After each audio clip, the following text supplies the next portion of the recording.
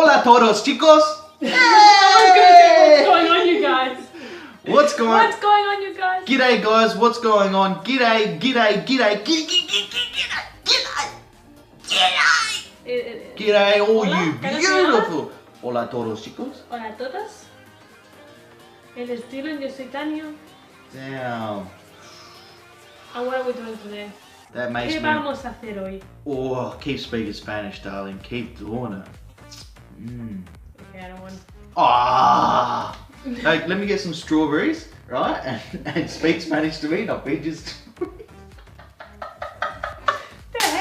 Guys, what's going on? My name is Dylan and this is Tanya. Today we're reacting to another WWE video. This one is 10 days that changed WWE forever. Looking forward to this very much, guys, because there was a thumbnail that was pretty sad. So yeah, anyway guys, drop a big thumbs up on this video. Hit that subscribe button down below.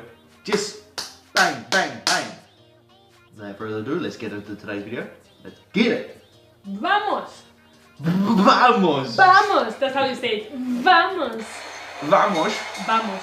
A lot can happen in 10 How many days. Swedish If you're chocolate? you can create 1.5 worlds. If you're your parents, you can German. probably just about work out how to change a duvet cover. And if you're psychotic, you can listen to the album Rocks America by Sgt. Slaughter and Camouflage nearly 354 times. In the history of world wrestling entertainment, the following 10 different days changed the company in sometimes shocking, sometimes joyous, and sometimes tragic ways. Honourable mentions: Vince signing Hulk Hogan on December 27th, 1983, the first episode of Monday Night Raw on January 11th, 1993, Oh yeah, and I've got to react to WWF that. being legally forced to change to WWE after tapping out to a panda on July 31st, 2002. I'm Adam from WhatCulture.com and here are 10 days that changed WWE forever. Number 10, July 14th, 1984. WWE is built on a broken agreement between Vince and his father. Little Vince promised Big Vince that he wouldn't expand the company, WWF at that point, beyond their Northeast territory. To properly go into the whole territory system would take a video in itself, but rest assured, Naughty Vince expanded, buying up smaller promotions and assimilating their talent like a muscly Borg. July 14th, 1984, known as Black Saturday in the wrestling biz, when Vince bought out control of Georgia Championship Wrestling, and with it, its nationwide cable TV program on TBS. By owning that program, Vince briefly owned all nationwide coverage of wrestling in America. The program was called World Championship Wrestling. Yup, Vince briefly owned WCW, and he bought it against TBS owner Ted Turner's explicit wishes. When the deal turned unprofitable, Vince sold Georgia Championship Wrestling off, which via several other deals later slowly morphed to become the WCW company that was bought by vengeful Ted Turner in 1988. On Black Saturday, the seeds of the Monday Night Wars had been planted. Number 9, March 31st, 1985, the date of the very first WrestleMania. 2 years earlier, the National Wrestling Alliance, aka the band of promotions that Vince hadn't yet put out of business in his early 80s expansion, put on a supercard called Starrcade, heavily publicized, featuring major feuds and broadcast on closed-circuit television via satellite. It was the beginning of what was soon to become the pay-per-view system, and Vince thought, yeah, no, I'll do that. Except while Starrcade was built around the wrestling that McMahon disliked, WrestleMania was built around celebrities like Mr. T and Cyndi Lauper and huge production values. If it had failed, it would likely have bankrupted Vince, but the gamble paid off, with WrestleMania being seen by over 1 million people on closed circuit, establishing WWF as the mainstream of professional wrestling. Number 8, November 18th, 1993. The 80s boom was the best time for wrestling. WrestleMania 3 had been a phenomenon, and Big Vince's grapefruits were feeling pretty bulgy, you guys. Then came the early 90s and a swift, hard kick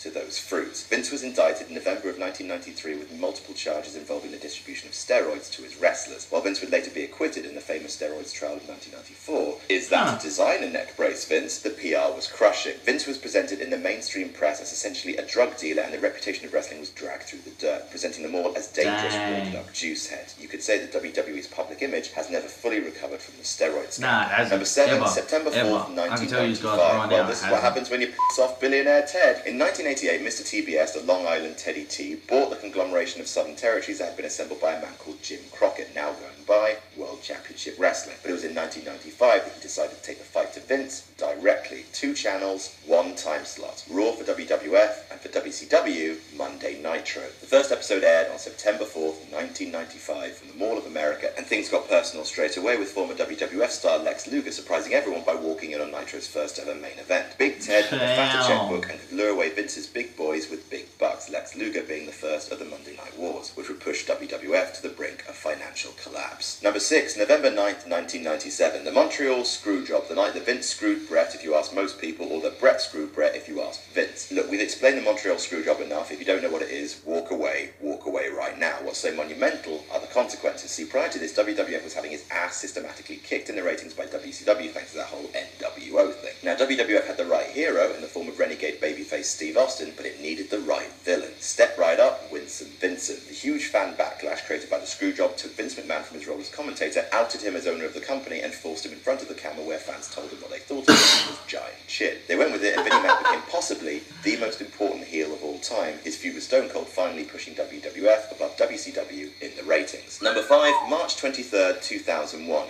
WWF bought WCW. I bought my competition, said Vince. After seeing its fan base wither after years of toxic booking, WCW was bought on the damn cheap by Vince McMahon, including its video library, all brands, and 24 contracts. And so the Monday Night Wars came to an end, and there hasn't been a viable threat to the genetic jackhammer ever since. 3 days later was the last episode of Monday Nitro. Vince McMahon shocked the world by appearing on WCW television for the first time. And to really rub that salt in, the last episode of the company that first created Starrcade was used to further a WrestleMania angle between Vince and his son Shane. Ouch. Number 4, November 13th, 2005. Cut forward 4 years to the tragic death of Eddie Guerrero from heart failure at just 38. Eddie was the latest of a long lineage of wrestlers dying young, and the media leapt all over it. The media claimed that the wrestling industry's dependency on big bodies and hard bumps led to steroid abuse, pain pill addiction, and other drug use, some of which had indeed contributed to Guerrero's death. In the wake of Eddie's passing, Vince introduced the wellness policy, a 3 strikes and you're out system of policing what substances WWE superstars took. PR move or not, the increased focus on healthcare was a great improvement industry-wide, surely preventing a lot of permanent damage to wrestlers' lives.